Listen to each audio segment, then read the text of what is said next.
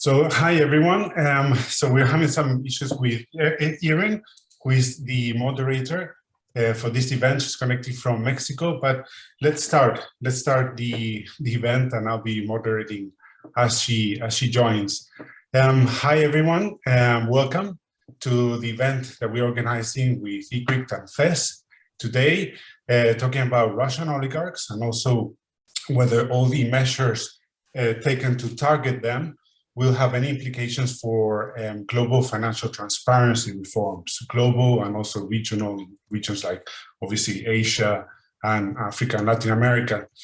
Just to give you some housekeeping issues, housekeeping tips, there is a button at the bottom of your screens that should say simultaneous translation, that if you press, you'll be able to listen to this event in Spanish.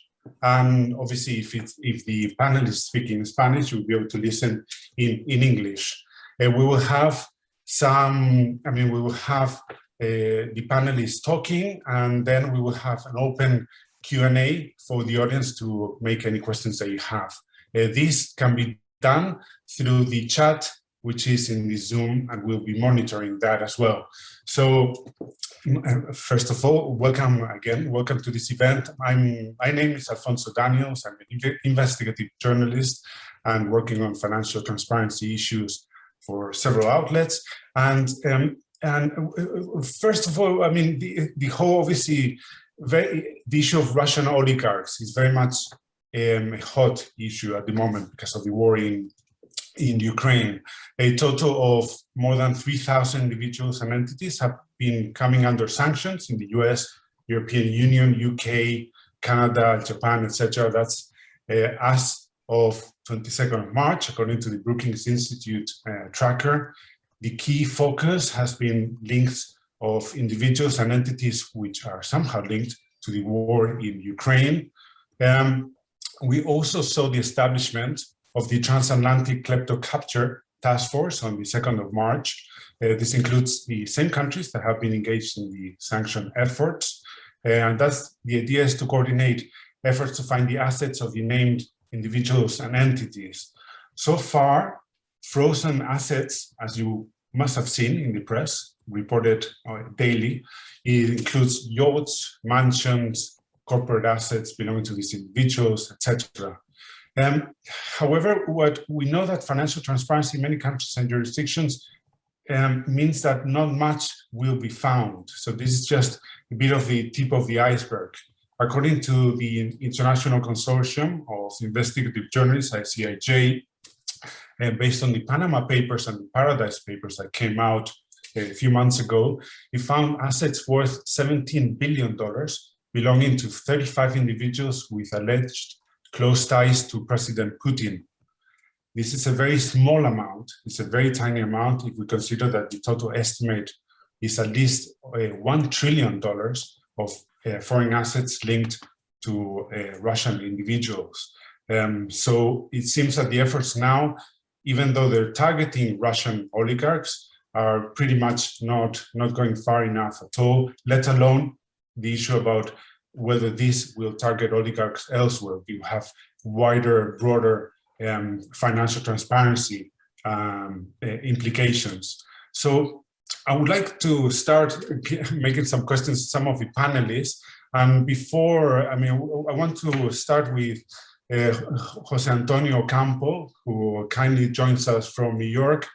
Jose Antonio, I have a question for you, but before that, I would like if each panelist, before I start with the questions, can present themselves briefly to everyone who's following us. So, Jose Antonio, if you can go ahead. Yes, thank you very much for the Alfonso, for the invitation to be with all of you today and in this very interesting panel on this extremely interesting topic that we're going to talk about today. I am Jose Antonio Ocampo. I'm currently a professor at the University of Columbia, New York, in the School of International Public Affairs. I am a Colombian citizen, and I was Minister of Finance among other ministries in Colombia I was for the work for the United Nations for about 10 years, including as Undersecretary General for Economic and Social Affairs. Now, on the issue that you are asking about, Alfonso, let me start by saying that the invasion of Russia to Ukraine has, of course, raised a series of important issues which have been put in the spotlight particularly the issue of tax havens and how the sheer amount of wealth is hidden in them by rich individuals, including oligarchs from Russia, but many oligarchs from other countries in the world. The money is hidden in bank accounts, companies, trusts, including the names of other people. So we don't always know the final beneficiaries of these assets. Decades of courting finance from dictators, tax evaders, and organized crimes with financial secrecy services and weak regulation have made it nearly impossible for governments to track down I would say, the trillions of dollars in assets and wealth held in these tax havens. An estimated 10 trillion is held offshore anonymously by wealthy individuals. However, the existing data collection infrastructure includes powerful tools for transparency, including the recent adoption of transparency measures such as the automatic multilateral exchange of bank account data at the global level between tax authorities, public registries of beneficial ownership at the national level, and exchange between tax authorities of country-by-country reporting from multilateral companies. This is why a secret that perhaps I forgot to mention that I'm the chair of this institution, ICRICT, the Independent Commission for the Reform of International Corporate Taxation, which is supported by a large number of NGOs which work on international tax issues. This is why in ICRICT we advocate that this is the time to go much further and work toward the creation of a global financial asset registry. So what is that we are proposing? A global asset registry would create a comprehensive international registry of all wealth and assets, along with details of the real beneficiary owners. It should include all assets that are relevant and could include tangible assets such as real estate, yachts, airplanes, intangibles such as intellectual property, trademarks, patents, and financial assets, bank accounts and shares in different firms, and property of firms and ownership vehicles such as trusts. By providing a centralized global resource detailing who owns what and where they own it, a global asset registry would provide a means to record, measure, and understand the distribution of global wealth, and thereby empower regulatory authorities with a thorough and detailed understanding of global inequality. This will in turn allow national and international authorities to develop effective taxation policies and regimes so as to redress these inequalities and provide a vital tool against illicit financial flows, such in particular as money laundering and the flows of money from corruption. The aspiration to record wealth inequality should not be seen as radical, as the biggest companies of wealth in many countries' land and property is already subject to recording requirements. It is the status quo that is radical in allowing some private property to be protected by the law without disclosure of its ownership or of how it was acquired. Privacy is, of course, a fundamental human right, but as with any right, it is not absolute. Its exercise has to be balanced against the exercises of other rights and obligations, as well as against others' rights. Making wealth more transparent will revitalize a broken social contract in which private property receives protection from the law in exchange for disclosure of ownership and the payment of applicable taxes. A global asset registry should take the form of a network resource linking up national asset registry throughout the world. As we already have some of the building blocks of a global asset registry at the national level, but so far the type and quality of the information that is available varies significantly between countries. So what's a potential way forward toward building a global asset registry? First, register of beneficial ownership of companies and trusts has to be implemented in a number of countries, but world coverage is still limited. There are unaddressed gaps and vulnerabilities in beneficial ownership information, including lack of information, verification, sanctions, as well as built-up loopholes such as secrecy structures. So priority number one is to increase the number of national beneficial ownership registries of companies and trusts and ensure that the information provided is accurate and sufficient resources are dedicated to ensure that the standards are enforced. Second, registers of beneficial owners of overseas entities which own real estate should be the natural next step. Overseas entities in tax havens are often used to acquire real estate. After years of delay, the UK government has recently announced the creation of a registry of beneficial owners of overseas entities to be effective by the end of 2022, which will collect the data of the beneficial ownership of overseas entities which invest in real estate. Other countries should follow suit. Third, we need to move to create a national registry by gathering into one register all wealth ownership information across all individual asset types. Then these national registries can be interlinked across borders at the regional and ultimately the global level. There is a small window of opportunity to push for these reforms now. Action, I think in particular against the Russian oligarchs have brought policymakers to start a realization that existing standards and regulations are entirely unfit for purpose when it comes to addressing the threats of anonymous wealth. Why have not done this before? Under the fear that such transparency will ultimately harm Western wealthy people. Not enough progress has been made in the past to make offshore wealth more transparent. Still, this is the moment to start that change. Thank you very much. Antonio, thank you very much for that. I mean, briefly, because I want to go very quickly to the other panelists and then open up the floor for questions. You mentioned all these things which sound great, but we have a year ago, we have the UN FACTI recommendations. Many of them coincide with these ones, and nothing was done. It was ignored. Basically, has been ignored, even though it was very gently approved and ratified by the UN General Assembly back in December.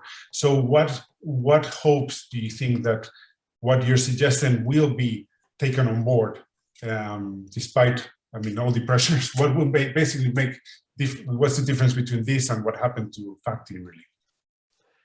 Yes, I understand the comment that you're making. In fact, I'm honored to have been part of that panel. Working both on transparency, I must say also on tax evasion and illusion by rich people in particular, but also by multinational companies, which of course were the subject also of negotiations in the OECD inclusive framework. You are right that the decisions have not, the decisions to adopt the FACTI panel have not led to action so far, but I think this is the time to move in that direction. And let me say, in fact, that the FACTI panel proposed in the area of financial transparency 3 recommendations. The first one is basically again toward the creation of a global asset register. Let me say that as a member of panel, I was one of the persons who pushed, of course, for that basic recommendation. But there were many other people, of course, or at the end, all members of the panel that supported that idea.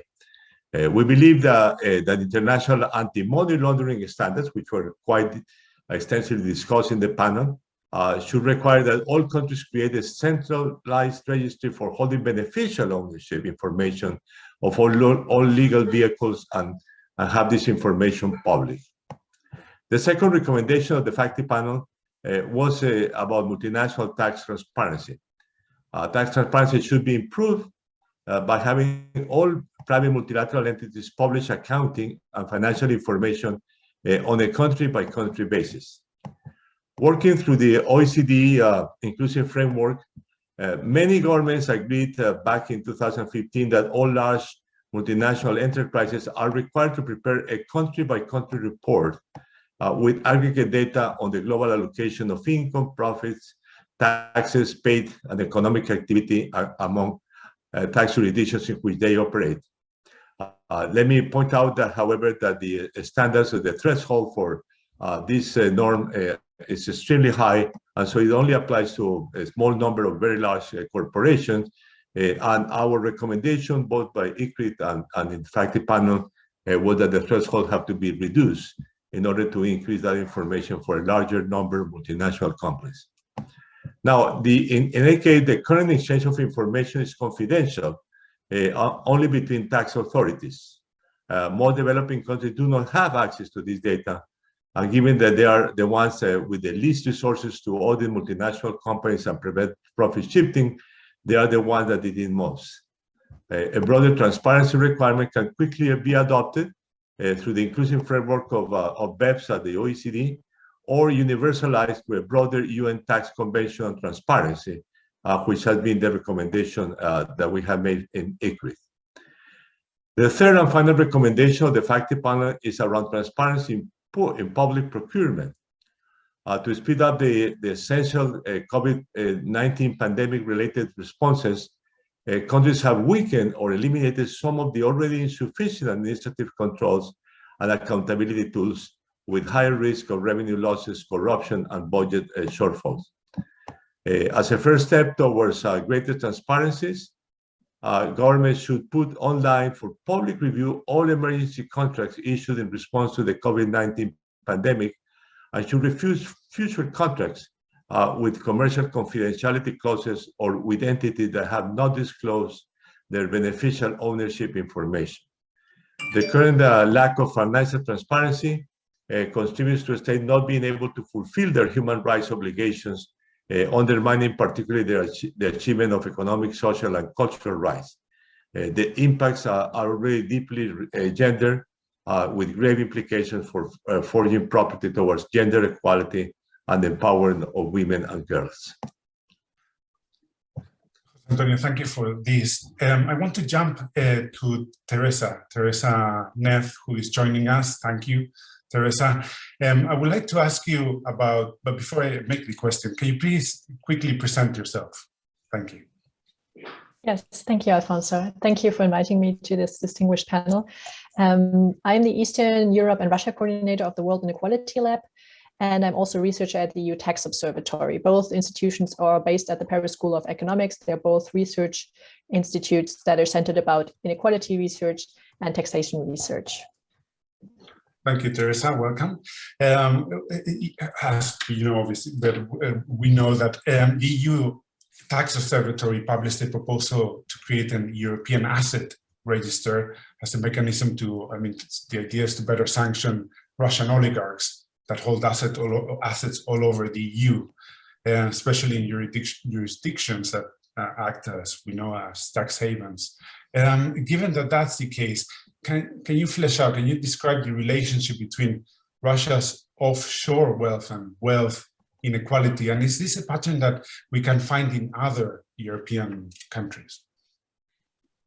Yes, thank you for this question, and thank you for mentioning our note. So yes, I'm one of the co-authors of this note, and our aim for this note was to bring together everything we know about Russian wealth inequality, especially offshore wealth, and also to focus ourselves to give a policy recommendation in the end.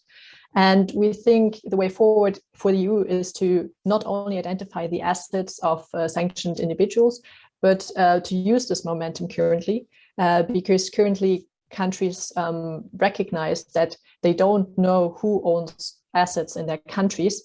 And we think we can use this realization that we first have to gather information to make sanctions effectively to, for example, set up a European asset registry, which would establish financial transparency. And this would not only make sanctions more effective, but it would also be a major step in the fight against tax evasion and money laundering. So this is what the note is about. And now you asked about the specifics on wealth inequality, and I want to come to this. So Russia has the highest wealth inequality in Europe. So the wealthiest top 1% of Russians own about half of Russian household wealth. They own 48% of Russian household wealth. And this is a very exacerbated wealth inequality or wealth concentration among a very small group. When we compare this, for example, to France or China or the US, in the US, the top 1% wealthiest own about 35% of household wealth. And in France, it's 27%. So it's about 1/3 in those countries, while it's half in Russia. So there's exacerbated wealth inequality. What we also know, and what is crucial in the debate when we talk about sanctioning Russian individuals now, is that much of rich Russians' wealth lies in offshore centers. So research shows that about half of total Russian household wealth is held abroad. So there's as much financial wealth held in offshore centers or in the United Kingdom, in Switzerland, and Cyprus, than is held by the entire Russian population in Russia itself.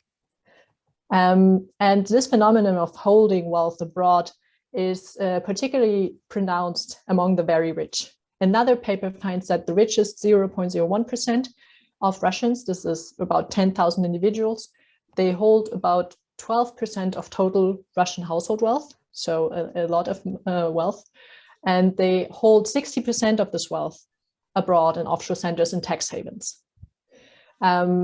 So there is this link between this high concentration of wealth and the use of offshore centers to hold and channel your assets through. But what I really want to underline in this debate is that this is not a Russian-specific phenomenon, it's a global phenomenon. So I think we have to really underline this. There is research that shows that the equivalent of 10% of the global GDP is held as offshore wealth. And this 10% of GDP has been relatively stable across the 2000s and 2010s. And this observation that holding and hiding wealth in offshore centers is an international phenomenon is also underlined by the leaks, because when we look at the leaks data, we see that the users and the beneficiary of shell companies that hold and channel funds, they come from all over the world and from all countries. And this is why we think that we have to go broader, that we have to see this phenomenon of offshore wealth not only concerning sanctioned individuals, but this is really an international phenomenon of financial opacity. Theresa, it's interesting what you mentioned. It's not surprising in some ways, but what it would be interesting to know is, again, not slightly briefly, if possible, so again, I want to open it up soon to other panelists, but is what are the main elements of the EU asset register that you propose? And also, will it really, do you believe that will make any difference? Okay, yes, I try to be brief. I think we're many characteristics very aligned with what Mr. Ocampo said before, but I think we would start at the EU level because the EU has a lot of information available and it has the organizational capacity to really implement an asset registry quite quickly. And we see the European Asset Registry as an institution that solves the problem of that we don't know who owns what where. And so what we currently have is that information is dispersed across private and public institutions. It's not linked, it's often restricted in access, and it's often not verified. Like the information there is often not verified. And the European Asset Registry should exactly solve this. So it should be an institution that gathers and links all the available ownership information across all asset types from all available data sources.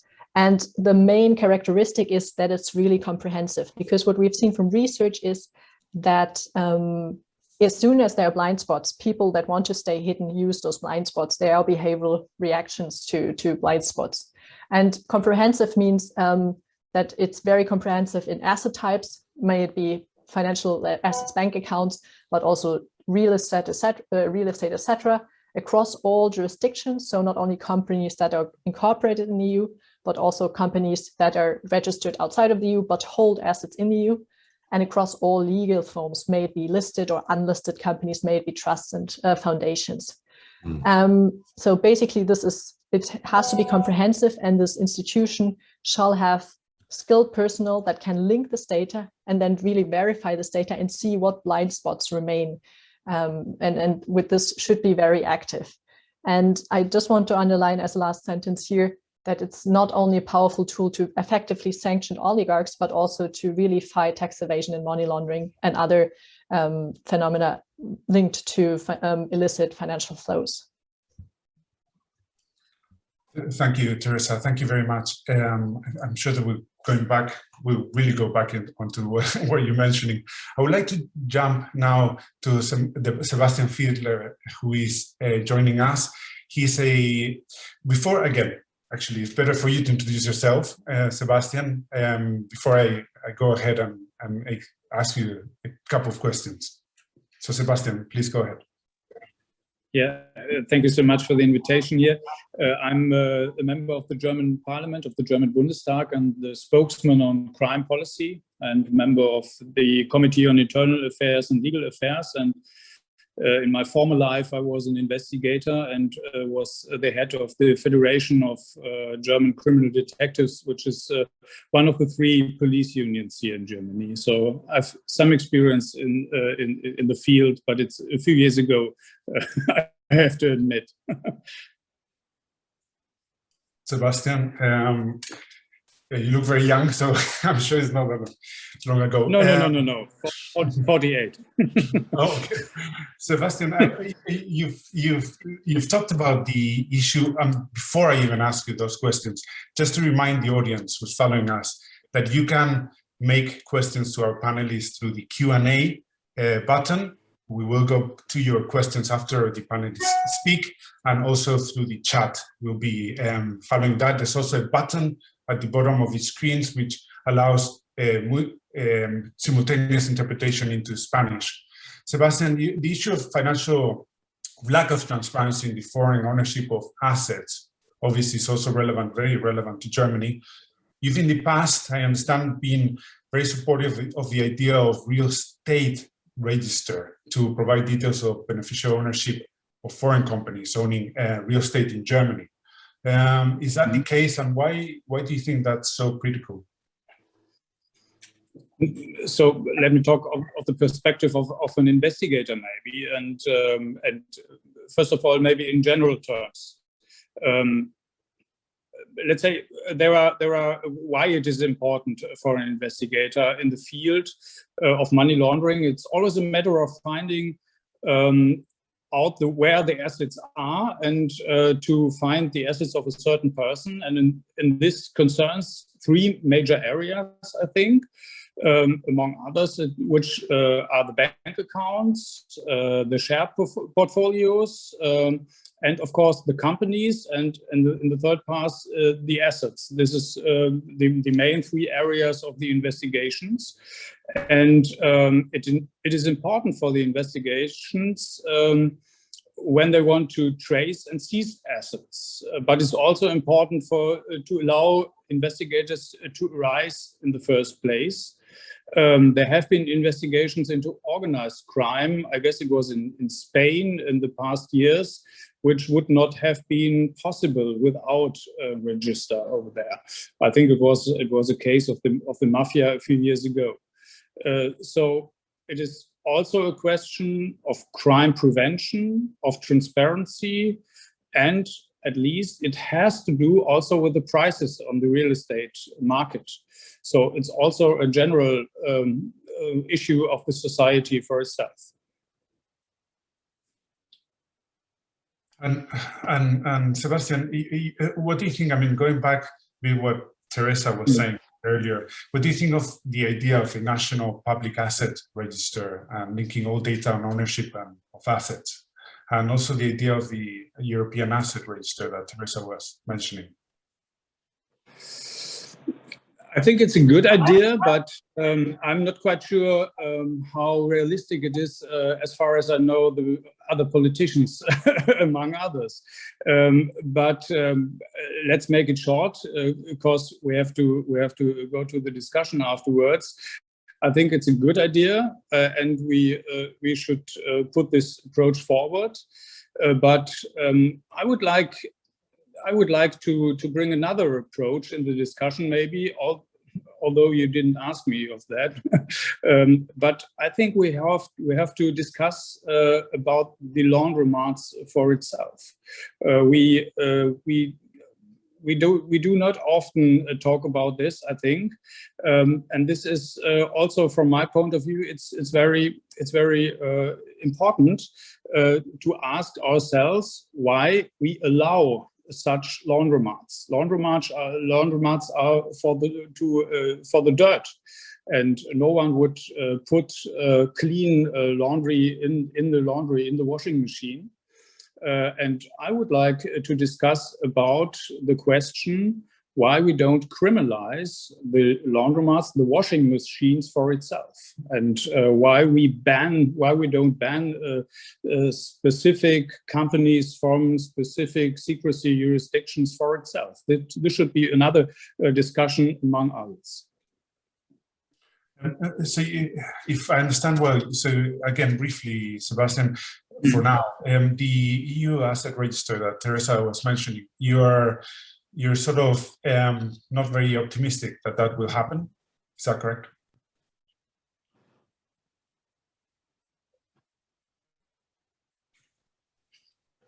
Sebastian? Can you please repeat the last sentence, because you have been frozen for a moment. Sorry. No, I just wanted to know if you are, briefly again, if you are optimistic or not about the idea of the EU asset register that Theresa was mentioning, that any hope for that happening? I have hope because at the very moment it should be crystal clear that there's blood on such jurisdictions, and there's blood on the constructions of the secrecy jurisdictions. So I think the connection between war and peace, and the connection, the direct connection between the oligarchs and the secrecy jurisdictions is very clear to the public right now, and that puts pressure on the discussion, which is very good, I think. Thank you, Sebastian. I want to jump now to Africa and to Donald Deya, who's joining us from Africa. Before, again, as I ask the others, before I ask you a few questions, Don, can you please present yourself? Thank you very much, Alfonso. My name is Donald Deya. I'm the Chief Executive Officer of the Pan-African Lawyers Union, which is our continental umbrella association for African lawyers, bar associations, and law societies. I'm also a member of, and actually currently the chair of, the Stop the Bleeding Consortium, which is a coalition of 7 Pan-African continental level organizations that work on illicit financial flows from Africa, corruption, and also transparency in sovereign debt. I also chair the Financial Transparency Coalition, as you know, which is a coalition of 12 organizations from the global South and the global North that advocate for financial transparency and reform of the international financial architecture. Thanks. Thank you, Donald. Thank you for that. I mean, Africa would seem sort of, with all the issues about the rise of food prices, maybe there would, I suppose, be a temptation to see this as a European war. What's happening in Ukraine, and the old issue about the Russian oligarch wealth, something a bit remote from them. So what is the perspective from Africa of the measures announced against Russian oligarchs, and how is that perceived in where you are? Thank you, Alfonso. I mean, I think it's important to highlight that Russia has always been in Africa, during the War for Independence and the Cold War and so on, and had somewhat reduced its imprint. But over the last decade, Russia has dramatically increased its footprint in Africa. The first Russia-Africa Summit and Economic Forum was held in Sochi in Russia in October 2019.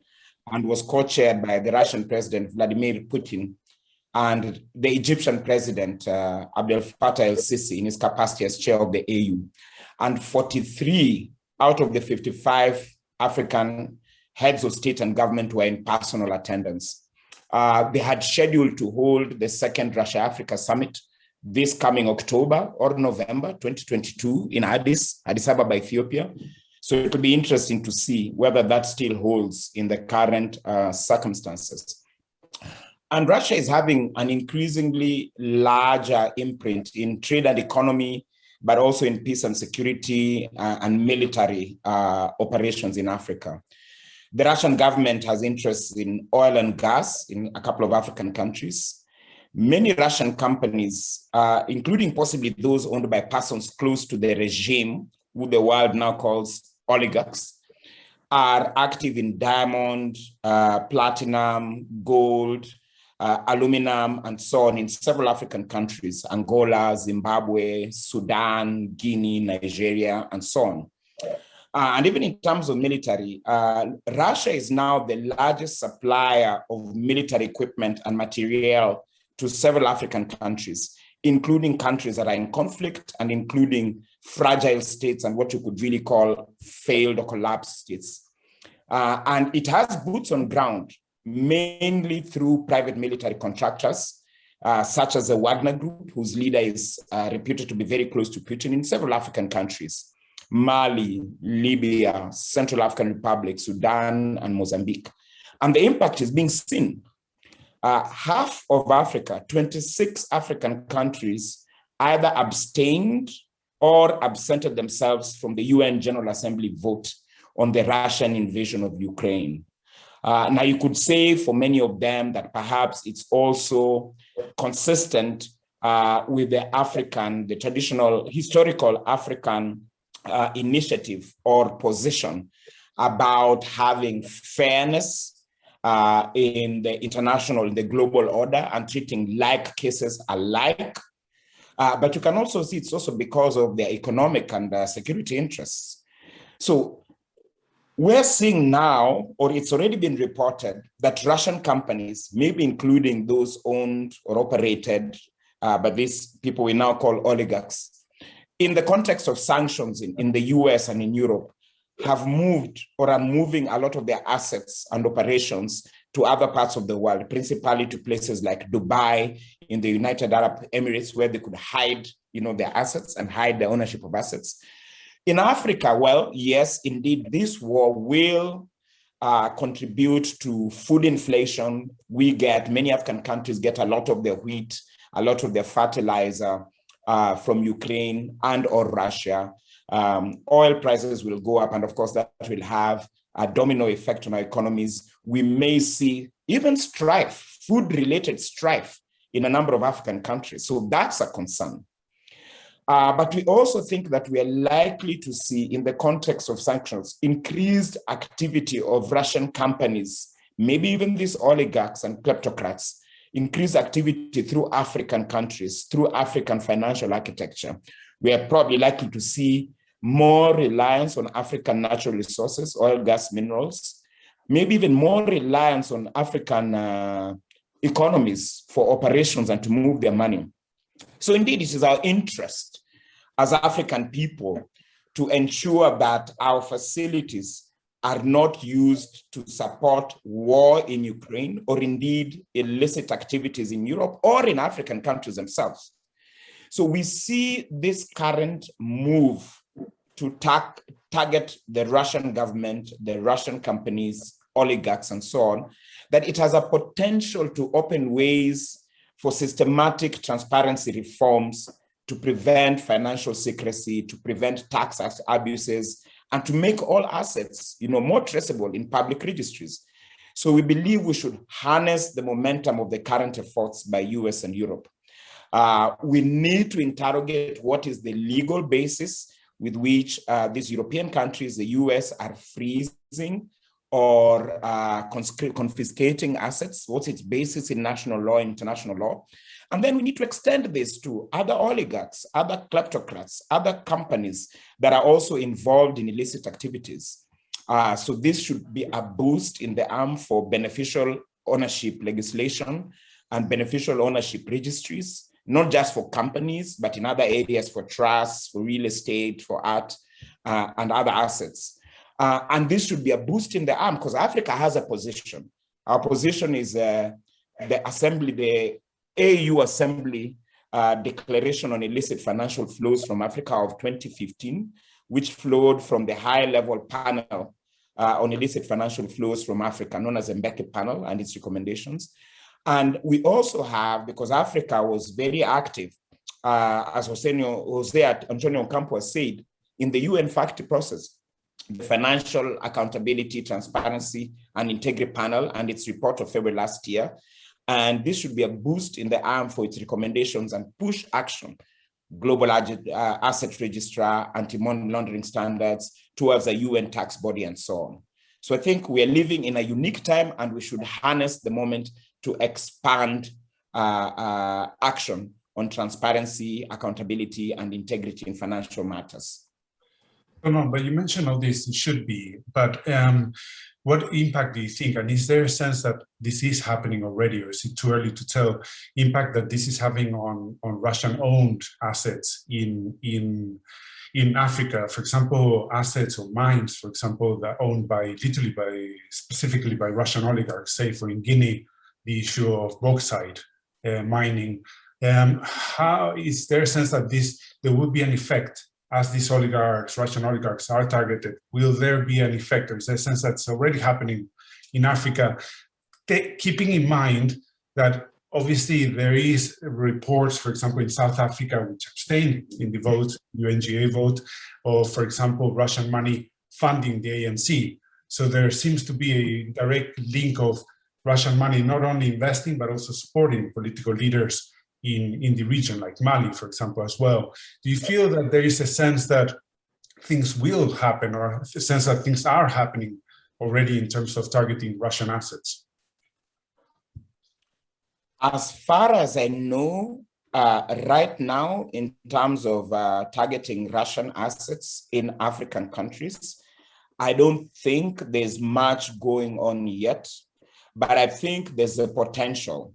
As we've seen, even in Europe, the ownership of these kinds of companies and other entities that trade in oil, gas, minerals, and so on, even though they might have, Russian origin, the ownership is a complex network of companies, of trusts, of shell companies, and so on, which then are registered all over the world, and in secrecy jurisdictions everywhere else.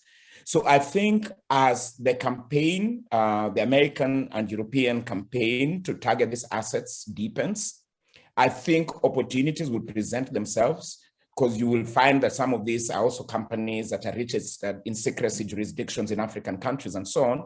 And anyway, many times their operations will be in Africa. So for me, I think it is about how we harness that.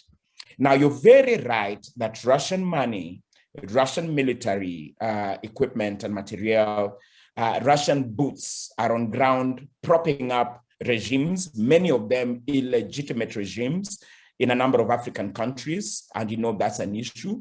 It is true that some particular political actors, political parties, or entire regimes owe a lot to Russian money or Russian support, but that is not where the heart of the people are. Which is why we, as African institutions, civil society institutions, activists, campaigners, are ramping up the debate in Africa, amongst African people, and then confronting our governments around what to do with this moment. How are they involved? We want transparency around how they're involved, how our countries are involved with these companies from Russia and, of course, from elsewhere. So this can be a one-off, where Europe and North America is targeting Russia and punishing Russia as much as they can.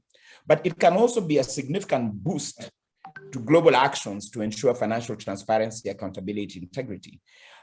In Africa, for instance, this can be an opportunity for us to campaign for strengthening international law on, asset recovery, asset repatriation, and so on. In 2020, Africa adopted a common African position on asset recovery and return. And this provides, a common African position to engage the rest of the world, say, you want to take measures now, initially on Russian oligarchs and kleptocrats. It must be based on an international rule of law. That means we strengthen our legal system so that it's not challenged. And then that means we target everybody else who's engaging in illicit activity that's affecting us. Thanks. Thank you very much, Donald. Thank you for that. I want to go to Paul Massaro, who's also joining us, I believe, from the US. Paul, again, before I ask you some questions, if you can present yourself, please. Sure. So I am a senior advisor to the Helsinki Commission, which is a congressional body led by 9 senators and 9 representatives. It's bicameral and bipartisan. And I should also note I am speaking in a personal capacity. I'm not here representing any single commissioner or the commission as a whole. Yes, I was going to make that point that you made. Beat you to it. In case. Paul, thank you for joining us. Thank you very much. I want you to, very briefly introduce what the klepto capture task force is, and if you can tell us more about it, and how do you think that this can tackle the problem that we are talking about? Yeah, so I'm gonna talk about that. I also, I guess, want to say, klepto capture has been a long time coming. There's been a lot of people, including, myself and my colleagues and many other advocates who've been pushing for this for a very long time in the United States. And I guess I also want to offer, an idea of why it took us so long to get here and why we still have ways to go. Some of it's certainly elite capture. Some of it's, the fact that people are on the dole. But I also think a major factor is that there was this notion in the post-Cold War that economic integration and financial integration would lead to greater democracy, right? But in fact, the opposite has occurred because of financial opacity, because of secrecy, anonymity, and so on and so forth. This blood money has in fact come into our systems and undermined them from within. The oligarchs have been able to come to our systems, launder their reputations, launder their money, co-opt our elites, co-opt our professionals, and so on and so forth, hire the best lawyers in the world, engage in all sorts of nefarious tactics to undermine democratic lawmaking and democratic policymaking, and so on and so forth. And I think that helps to explain why over 10 years, the West failed to respond to Putin's various provocations. And I think it's impossible to see this divorced from what's happened in Ukraine, right? This has been, Putin invaded Georgia in 2008. Putin then invaded Ukraine for the first time in 2014, continued to destabilize Ukraine, be at war with Ukraine for 8 years, undermine the International Police Organization to pursue political opponents and dissidents, pursued assassinations abroad, multiple cyber attacks, terrorist operations, and so on and so forth. And the West did a slap on the wrist, and because of that, we never actually deterred this individual. And he really, I believe genuinely, and I think we see more and more evidence of this every day, thought he could get away with a full-scale invasion. And it very well would have too, if not for the incredible bravery of the Ukrainians and President Zelensky, who refused, the evacuation. I don't need a ride, I need ammunition. Stayed there and fought and reminded us what it is we fight for, our values, the values we supposedly stand for, and forced us, to own up to those values, which is a great thing, and something that we've needed to do for a very long time. And now I think we've accelerated that. But I do want to say that this has been ongoing for many years. Obviously, we passed the beneficial ownership transparency legislation in the United States prior to this war. This push had been going on, but now it has accelerated because we are viewing the first major interstate conflict in 30 years and in Europe, and the overturning of the world order as we've understood it. So because of that, this first war caused by corruption, we're responding with all of this dramatic moves that include things like klepto capture. You'd mentioned the Multilateral Repo Task Force, the Russian Elites, Proxies, and Oligarchs Task Force, a wonderful acronym. That's all of these countries working together to go after these individuals. And this is an expression of the enforcement capacity. But then also, and that's been, that's been funded with $60 million. I think it'll reflect a lot of what we've seen from the Kleptocracy Asset Recovery Initiative at DOJ, which I think many people are familiar with, that's been in place since 2010, that went after the assets of Theodore and Obiang, went after the assets of the stolen assets of the 1MDB scandal and so on and so forth, and has had a lot of success. And I think we're going to see that now with great gusto and with a lot more resources and across the world. And I think this is very serious. The sanctions have been very serious. And then I guess I'll say another word to legislation, because I think that there's also a lot of political will around, for example, finally creating gatekeeper reform in the United States, which we've needed for a long time. In the United States, the only gatekeepers that have to do any due diligence are banks. So lawyers don't, accountants don't, real estate doesn't. And in fact, the administration, again, you can see this push going on prior to the war, although now it's been accelerated. But the counter-corruption strategy of the administration, included a lot of this stuff. And then in fact, that the same day they released it, they started a rulemaking process on real estate. Finally, after 20 years, after it was authorized in the Patriot Act, we're finally going to create due diligence rules for real estate. So there's a lot of reasons, I think, to be optimistic. I think we're on the right track, but obviously this is all 20 years too late. Nonetheless, I think that the key thing that's changed is the narrative. I think that the West is recognizing that this Wandel durch Handel, to put it in the wonderful German phrase, the change through trade framework, has failed. And the German chancellor even kind of stood up and said as much, and that the idea that we were going to economically integrate with everyone was going to make a lot of money and become a democracy has utterly failed. In fact, the opposite has happened. We've inadvertently strengthened authoritarianism and autocracy throughout the world. And now what needs to happen is democracies need to adopt, buckle down, adopt serious transparency and accountability measures, and commit themselves to fighting corruption, which of course, corruption is the underpinning of modern dictatorship. As I've said many times, modern dictatorship relies on access to the West. The whole thing relies on global corruption to sustain itself, because as we all know, these guys hold their money in the West. And even though I think that we've talked about Dubai, we talked about Africa, there's no replacement for the West at the end of the day. These guys hold their money in the West because they want the rule of law to protect it. And without that, modern dictatorship doesn't work. Your money has to stay in the oppressive system you've created. And that's what we're trying to do with the oligarchs now.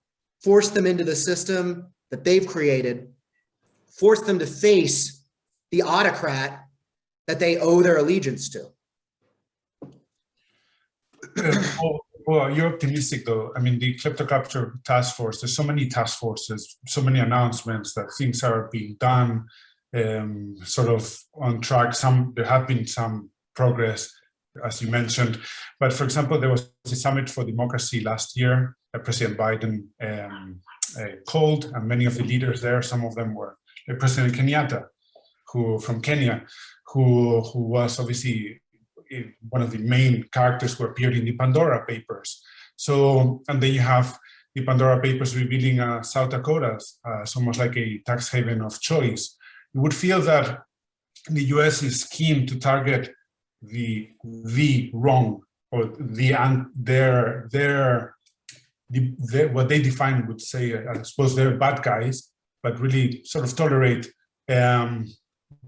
the ones that are allied to them. So, like, for example, the Jordanian monarch, the Jordanian king. So do you feel that this Kleptocracy Task Force will really, is there any hope that it will really introduce financial transparency reforms that go beyond the Russian oligarchs? Well, let's understand what the Kleptocracy Task Force is first. It's an enforcement body. So it's not a transparency regulation. It's not, that's all going to have to come through the beneficial ownership registry, which is being set up by the Treasury. And then, of course, other laws passed by Congress, which provide further transparency. But why is this all happening? Well, it's a national security issue. This is how things occur in the United States at the federal level. is things become a national security issue. Now, I've been saying corruption is a national security issue for nearly a decade now. That it's not but it's the number one thing undermining democracy around the world. And I'd go into rooms and I'd be with other national security professionals and I'd say, hey, corruption is a problem. They would say, well, what about terrorism? What about, kinetic warfare and nuclear weapons? But, now it's in everybody's heads. I mean, the president even said it, we've made enormous progress to the recognition of corruption as a national security issue.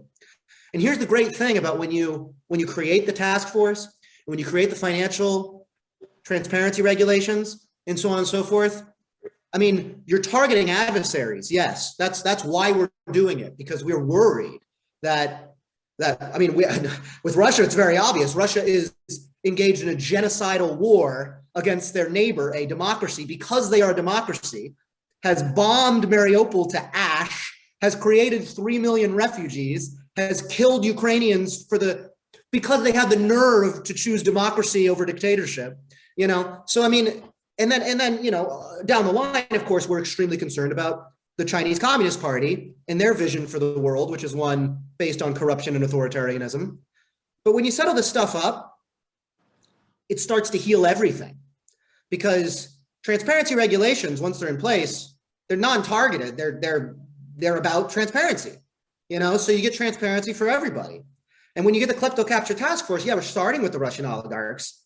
But I always like to say, I work at the Helsinki Commission, founded in 1976 to help, Jewish refuseniks escape the Soviet Union because they were denied exit visas. It's 2022 and we're still around. The klepto capture task force will start with Russian oligarchs, but it's going to stick around.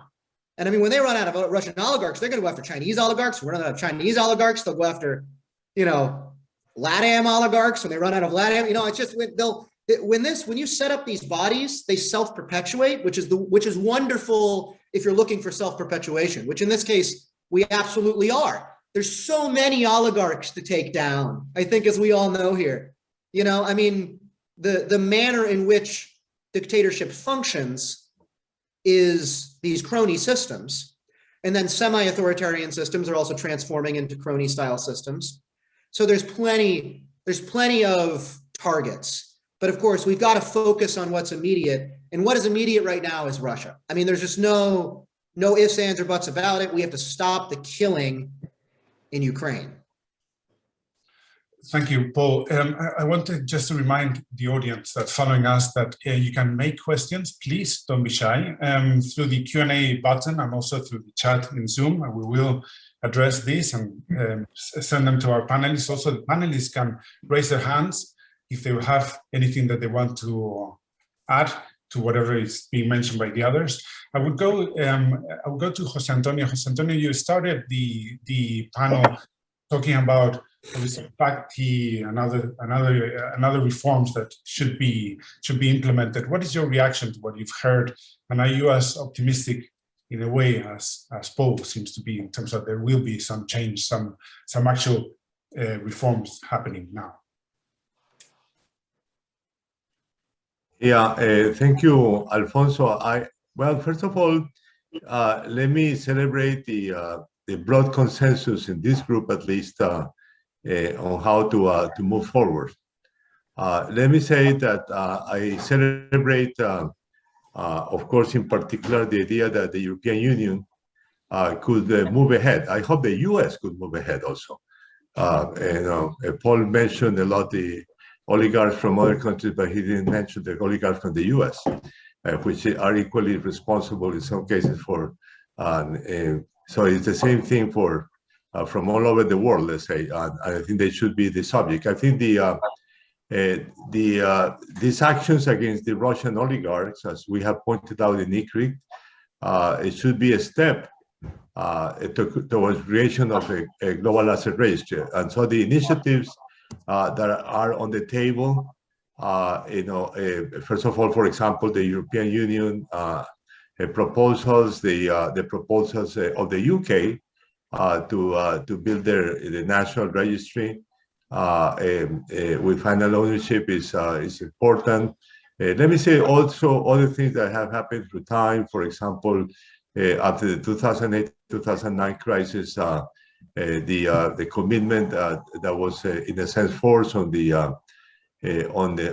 Switzerland's banks to report information, for example, on ownership, particularly of U.S. Citizens that had accounts in that country, et cetera, et cetera, et cetera. So there are steps forward, and SAB, on behalf of our countries, developing countries, it is important also to build the national registries. And I think there are, again, some steps that are positive, including a few in Africa that were mentioned by Donald, but also I must say in some countries. I mean, most countries do have information about real estate assets, or financial assets, but the information sometimes is incomplete.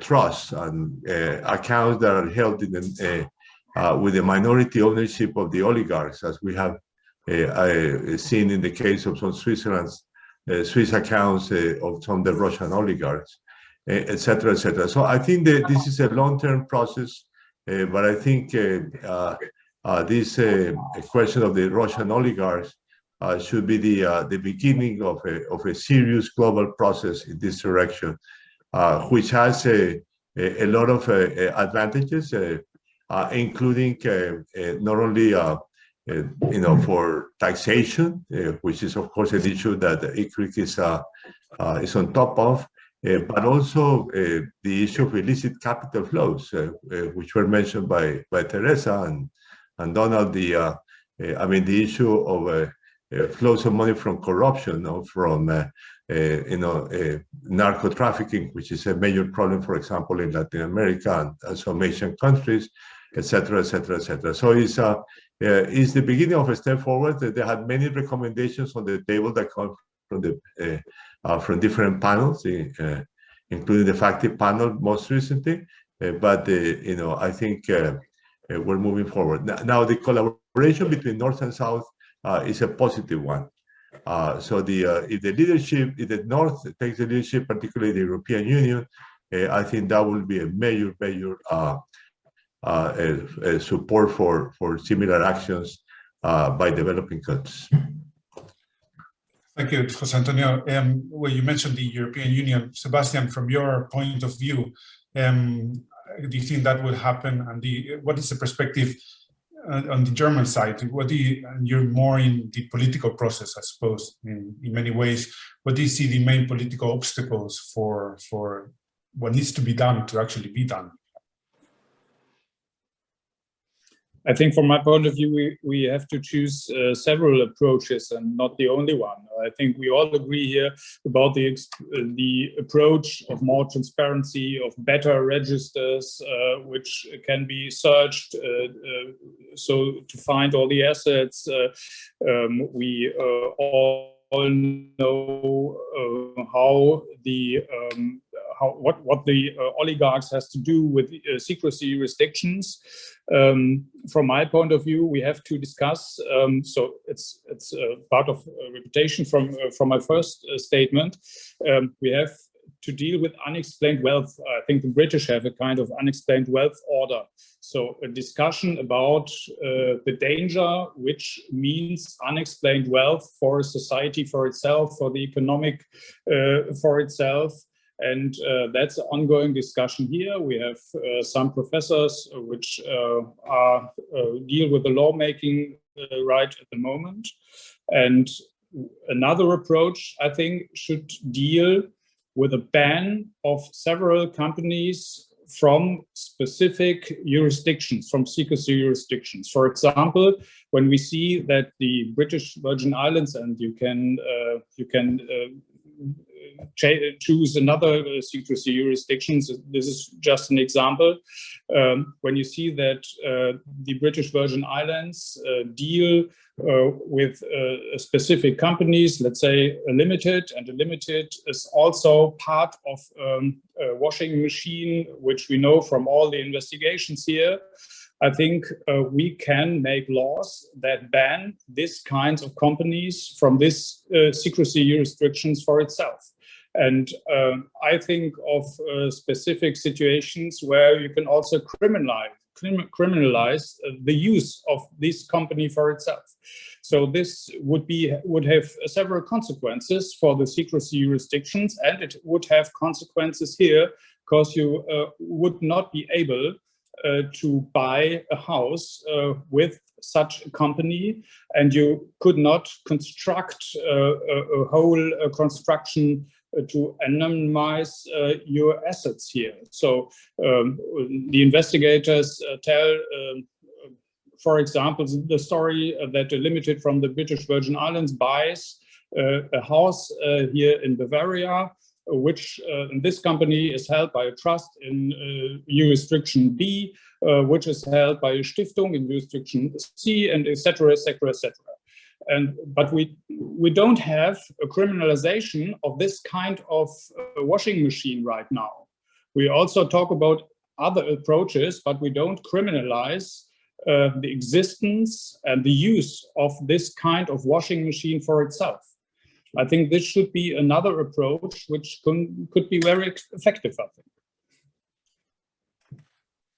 I'm going to try to open this to people who are listening to this panel.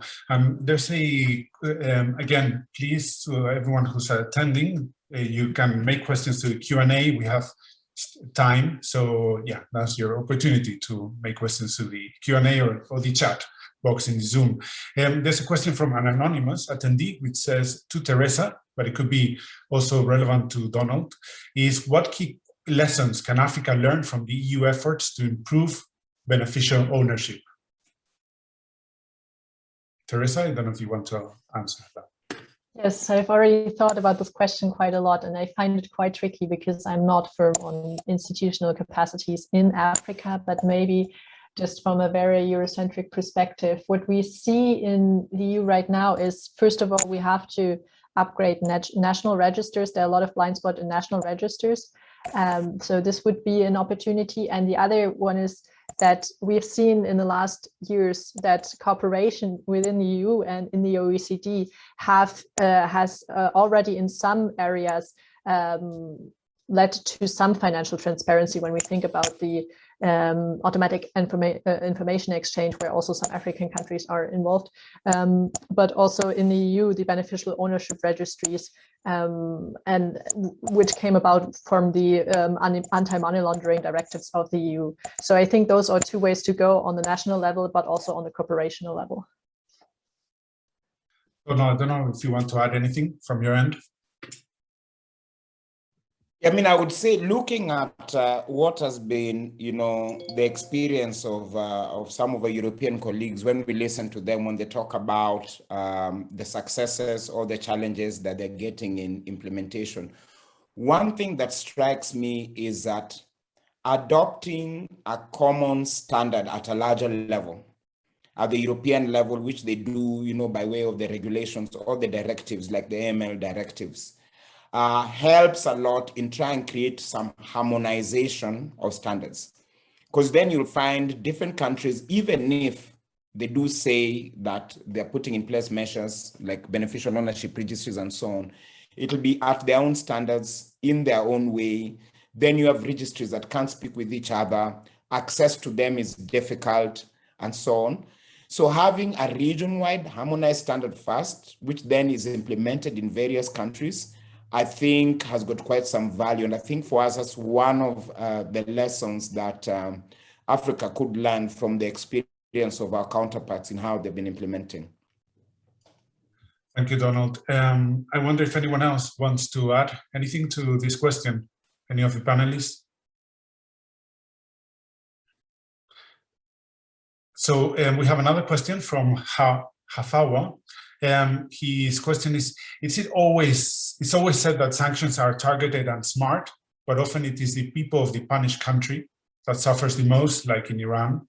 How do you ensure that sanctions are really targeted and therefore effective? I don't know if anyone wants to answer that.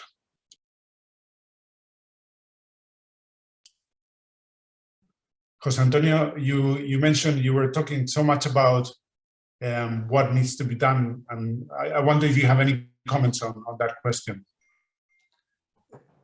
Well, it's very difficult to, I mean, all sanctions have only partial effectiveness. We have learned through time. And one of the deficiencies in the case of the issues we're talking about today is that there is really no information about final beneficiaries of many of the different assets.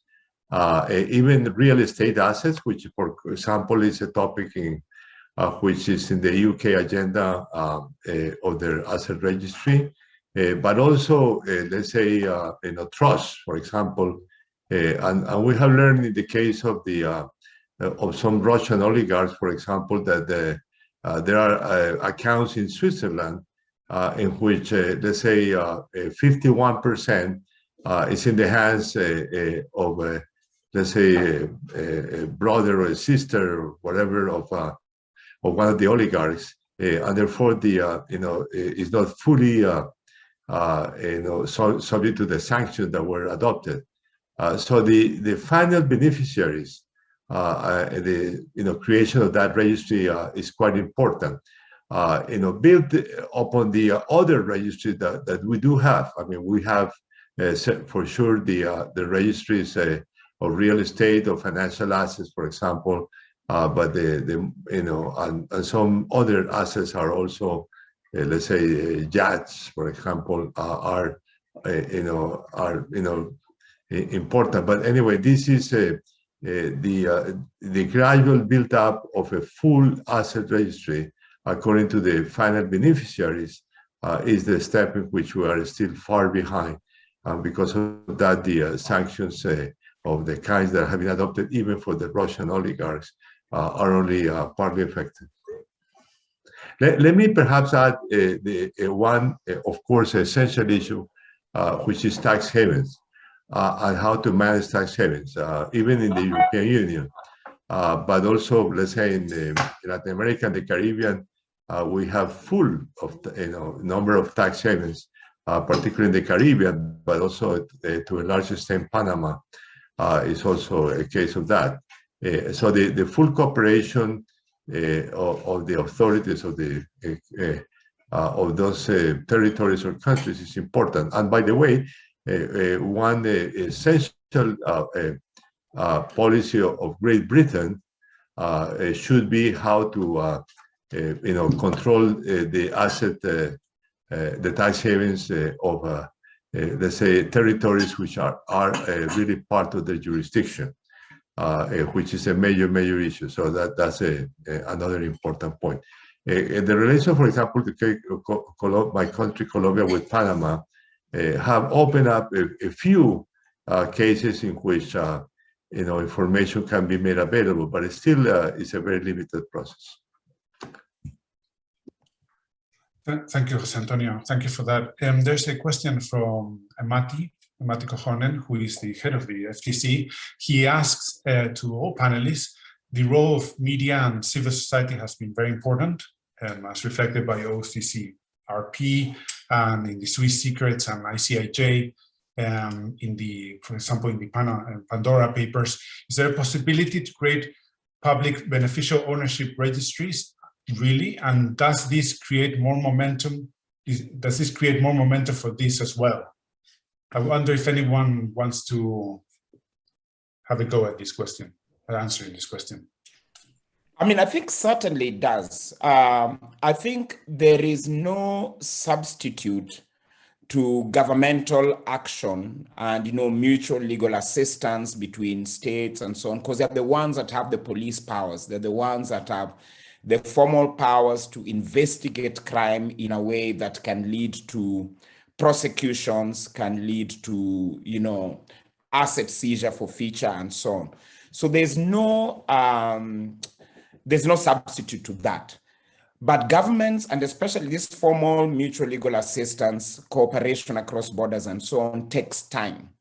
It ends up being quite bureaucratic. And many times, if you do not know what you're looking for, it'll be very hard to find it. And what we've seen, you know, like how quickly, for instance, the OCCRP has turned around with this Russia tracking program and so on, is that civil society and the media, especially, you know, the investigative journalists tend to be much more nimble. They move much quicker. They cooperate with each other much more informally. They're able to share information. They're able to put many resources, like we've seen with the big papers, Panama Papers, Paradise Papers, Swiss Leaks, and so on, put teams working on a thing and get at least some result in reasonable time. So I think they're very, very important. And when you talk to especially journalists themselves, and they tell you the kinds of challenges they have trying to trace even what was meant to be basic company information, organization information, it just shows that our world is made much better if we do have these beneficial ownership registries, and if there's relatively unimpeded access, not just for governments, but for other interested people. And that this access is also affordable. Because in the end, what happens is when they blow up this kind of scandals, they save us money. They save us money. As Paul has said, we're able to stop corruption. We're able to stop corruption that leads to war, that kills thousands of people. We're able to save taxpayer money that can then, you know, be channeled into public goods. So I think it's very, very important that we do have the registries and that a range of people, not just governmental people, can access them easily. Thank you. Thank you, Donald. Just a point there, just for everyone to know, so many of, obviously, you know, so many of these activists and many journalists who have investigated those issues have themselves been targeted afterwards and been threatened. For example, one of the activists, Theresa in Ecuador, who used to be a presidential candidate, and he has a whole media campaign, social media campaign against him with threats, etc. So that they're really putting their lives as well at stake. Theresa, you raise your hand. Please go ahead. Yes, yes. I think what the journalists do there is very great work. I just want to underline. I think it shows very well how things work, but it's not systematic information as we want to gather in a European asset registry. And this is why I want to underline the role that governments have to play here. Also that journalists don't put their life at stake here to just gather information. And I think from an EU perspective, we have the fifth anti-money laundering directive, which obliged member states to establish those public beneficial ownership registries. But what we see, even the European Commission seems unsatisfied how it was implemented. It was supposed to be implemented in all member states until already. And we see, like, for example, one of my colleagues has access to the Luxembourg beneficial ownership registry, and she sees that only in half of the cases you see the beneficial owner, really the individual that stands behind the company. And in the other half, you only have a legal owner, which can be a shell company. And so there's still a lot to do there, but I think the EU took a great step with this anti-money laundering directive. And I have a lot of hope also in the sixth anti-money laundering directive, which is now debated, where those loopholes shall be closed in some way. So I think in the EU, there is a step forward towards this. Paul, also you had raised your hand. If you want to go ahead. Yeah, I just wanted to add because I think that journalists, it's a great question, Maddie, and in journalists, particularly OCCRP, incredible work. You know, I mean, they're the ones that got us here. I mean, you know, if they and civil society hadn't been pushing on us, I mean, it's a place where I have often been astounded how behind government and particularly even like academia has been in recognizing what's going on here. It's been journalists that have without a doubt been the absolute cutting edge of recognizing the problem. And I think that some of the mechanisms that have been created in the United States, we try to take this into consideration. So there's a few things I want to highlight for journalists and for others that have information. There's a submission process for sanctions. The Global Magnitsky Framework, for example, actually says that the United States must consider information provided by civil society when determining sanctions. So we you know, when we're thinking about, you know, what kind of language should be in the law, we're always thinking about like, okay, so this is open societies versus closed societies. What are the advantages of open societies? Our biggest advantages in open society is the fourth estate, so far as I'm concerned, is civil society, and we have to be able to provide avenues to collect this information.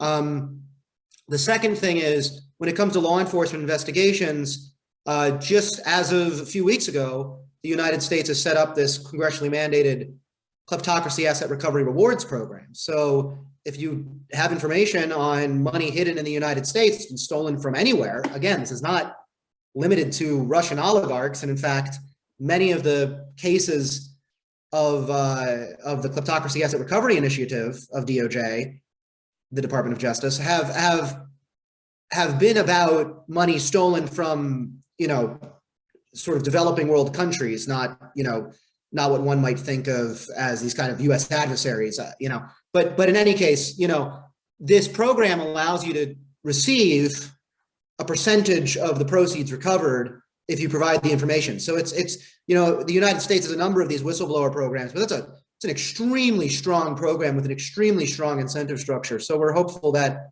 we'll see a lot of people stepping forward with information. And as radically important and, just so important as all this public information is and all these databases are, nothing beats whistleblowers. At the end of the day, whistleblowers and insiders that have information and come forward, that's how, if you look at every single case, pretty much in history, that's ever been made where we actually got major organized crime figures or major oligarchs or really high level government officials, everything begins with whistleblowers. Thank you, Paul. Just to remind everyone, we have a few minutes left. I know that we're supposed to finish technically in two minutes actually, but we'll go a bit further, just a few minutes further. If any of the panelists need to leave, obviously you can leave, but we'll go a few minutes further because we started a few minutes late. So Sebastian, you raise your hand, please go ahead. Yes, but I can keep it short because Paul already made that point. I wanted to point out the role of the whistleblowers and the protection of the whistleblower, how important that is, because I think there has not been one single international police operation that has been as successful as even one of the leaks we saw. And another short point, the international police organization is Interpol, but it's very simple. Interpol needs money for international operation. That's a very, very important issue because I think we have to strengthen Interpol in this area. I wanted to, last question from our audience is from D. Adams. It's about big banks and financial reporting. Has that improved at all, is his question. I don't know who wants to take that question. Excuse me, can you read a specific question? Sorry, Jose Antonio? No, I didn't quite get what was the specific So the question is, what about big banks and financial reporting? Has that improved at all? Every time a scandal rises, the money turns up being tracked in the big banks. Take the case of Alisher Usmanov and his sister in Tashkent. So are we seeing any, obviously Credit Suisse was in the spotlight recently with the Swiss secrets. Are we seeing any changes, any advances from big banks? I think in the case of the regulated banking system, there is a significant advance everywhere. There is, of course, the question of accounts which are shared and may not have the full information about the beneficial ownership, which is, as I mentioned, the case of some accounts of Russian oligarchs in Switzerland. But they've regulated. But the problem are no other financial institutions. The worst being now the so-called cryptocurrencies, or which some of us prefer to call crypto assets, because that system is subject to lots of problems, including the flows of illicit money of different character, and now possibly even by sanctioned people. Sanctioned oligarchs can use that system. So that's a new problem. But also in intermediate cases of legal, for example, the issue of trust funds and information that is really available about who are the final owners of the trust funds. because that also may be subject to to hidden wealth. And I don't know if any of the other panelists wants to add anything on that. So we are coming to the end of this. I mean, I personally feel it's a very fascinating panel and fascinating discussion. Obviously, you mentioned the issue of Interpol. Sebastian, you mentioned the Interpol not having enough funds, feeling that it's the same in the UK, for example, as well, in the debates happening, and there are not enough funds. Sorry, just because Interpol was said now twice, I do have to mention that, I mean, we have really serious issues with authoritarian interference in Interpol and the abuse of Interpol in law enforcement systems. So as we think about, I mean, we need global law enforcement cooperation, but we need to think about what organizations these happen through. So, I mean, we certainly don't want Interpol to be used to pursue dissidents and political opponents and that sort of thing, as Vladimir Putin has used it for a very long time. And China uses it for that. Others use it for that. I mean, yeah, I mean, also there's it's not just an obstacle of lack of resources, but you point out in a way, and Theresa, you point out the issue of the Luxembourg beneficial ownership registry, the lack of support, the lack of information available. And there seems to be such a resistance to change still. However, there is some progress, as you mentioned, for example, Paul, with the issue of real estate and some measures in the US. And obviously these task forces, there is hope that there is a momentum now for actual change, whether that's the drive force for that is national security or any reasons, that's almost besides the point, as long as this happens. But there's mixed messages from the panel, positive, negative, and I just want at this stage to thank all the panelists for your time, for taking part in this fascinating panel, giving perspectives from the US, Africa, Europe, Latin America, Germany, etc. And this panel, I mean, thank you to the Financial Transparency Coalition, to ICRICT, to FES, to having made this possible. And thank you everyone for having participated. And yeah, just hope that we will gather soon and we will have even better news. But thank you very much to everyone for participating. Okay. And thanks to you, Alfonso, for coordinating the meeting today. Thank you so much. Really, thank you. Okay, bye then.